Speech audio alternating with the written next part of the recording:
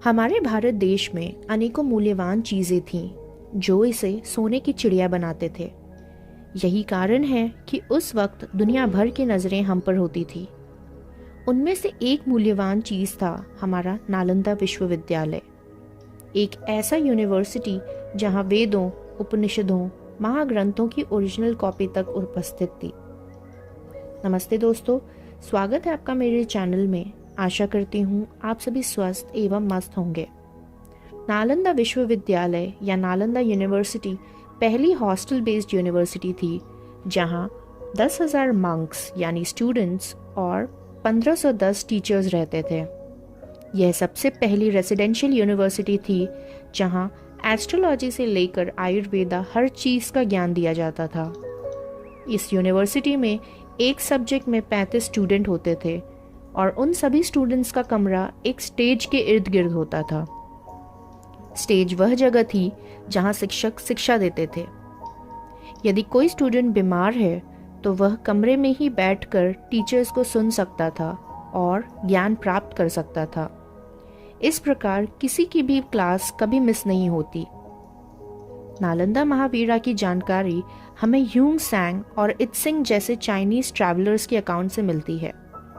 ह्यूंग सांग 7वीं शताब्दी में नालंदा आए और वह इसका श्रेय गुप्त वंश के शासक कुमार गुप्ता वन को देते हैं। यहाँ China, Japan, Korea, Indonesia, Persia, Turkey और श्रीलंका जैसी जगहों के विद्यार्थी आया करते थे जो यहाँ से ज्ञान प्राप्त कर बड़ी उपलब्धियों को प्राप्त होते थे।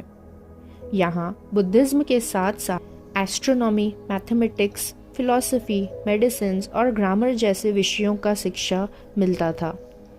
यहाँ तक कि यहाँ हमारे उपनिषद की ओरिजिनल मैन्युस्क्रिप्ट्स भी मौजूद थी।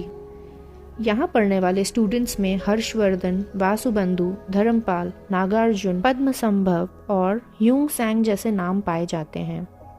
ऐसा भी माना जाता है कि ग्रेट एस्ट्रोनॉमर और मैथमेटिशियन आर्यभट्ट इस यूनिवर्सिटी के हेड रहे थे।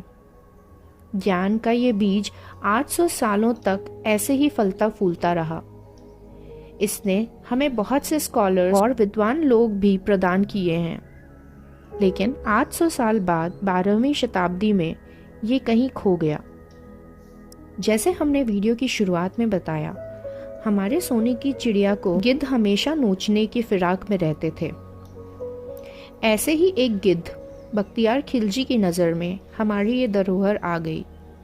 इसके पीछे एक बहुत ही रोमांचक कहानी है। नालंदा पर एक नहीं बल्कि 3 बार आक्रमण हुए थे। पहले 2 आक्रमणों में तो यूनिवर्सिटी को फिर से रिवाइव कर लिया गया था।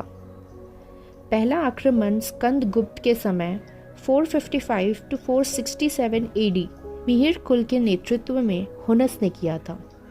हुनस सेंट्रल एशियन ट्राइब्स का एक ग्रुप था जो खाइबर पास के थ्रू भारत में आए थे। स्कंद गुप्त के सक्सेसर्स ने ना सिर्फ नालंदा की मरम्मत करवाई बल्कि इसको पहले से और बेहतर और ऊंची इमारतों से सुसज्जित कर दिया था।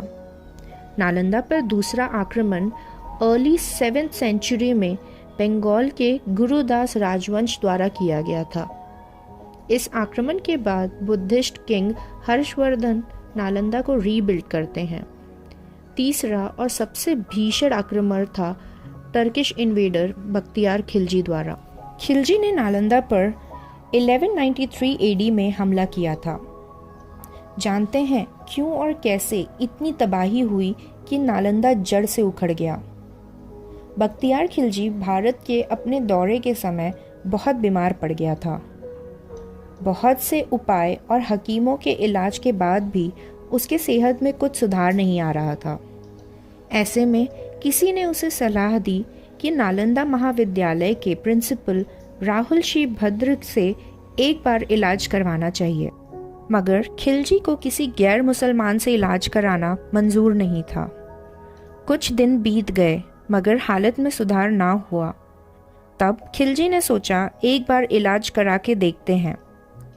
तब राहुल श्री भद्र जी आए और खिलजी को उन्होंने कुछ दवाइयाँ बताईं, लेकिन खिलजी ने गैर मुसलमान कहा दिया कुछ खाने से इनकार कर दिया। तब आचार्य राहुल ने उन्हें कुरान दी और कहा कि रोज़ इनके कुछ पन्ने पढ़ें। देखते ही देखते कुछ दिनों में खिलजी बिल्कुल स्वस्थ हो गया। दरअसल कुरान के पन्नों पर आचार्य राहुल ने दवाइयों का लेप लगा दिया था, जो उसके खोलने से उसके श्वास के जरिए उसके शरीर में चला जाता। जब खिलजी को इस बात का पता लगा, तब उसने यहाँ के बुद्धिमान लोगों के तरीके पर आश्चर्य जताया और उसे एक इनसिक्योरिटी की भावना महसूस होने लगी। तभी उसने भारत के हर इंस्टीट्यूशनल मॉन्यूमेंट्स को ख़त्म करने का फैसला बनाया। उसने सोचा कि जिस देश के लोग इतने बुद्धिमान हैं, उस देश में हमारा गुजारा नहीं हो पाएगा। इसीलिए उसने सबसे पहले यहाँ के बुद्धिमान लोगों को ख़त्म करने का फैसला किया। कहते हैं खिलजी द्वारा लगाई गई नालंदा यूनिवर्सिटी की आग कई महीनों तक चली। आसपास की आग तो फिर भी बुझ गई थी, लेकिन नालंदा यूनिवर्सिटी का जो लाइब्रेरी था, जिसका नाम था धर्मगंज, वह लाइब्रेरी लगभग 3 से 4 महीनों तक जलता रहा। दरअसल उस समय की लाइब्रेरी में जो किताबें रखी होती थीं, वो किसी पन्ने पे नहीं बल्कि लकड़ी की छाल पे लिखी होती थी। तो सबसे बड़े लाइब्रेरी में इतनी सारी किताबें रखी हुई थीं जो लकड़ियों के रूप में थीं, और उन लकड़ियों को जलने में इतना समय लग गया।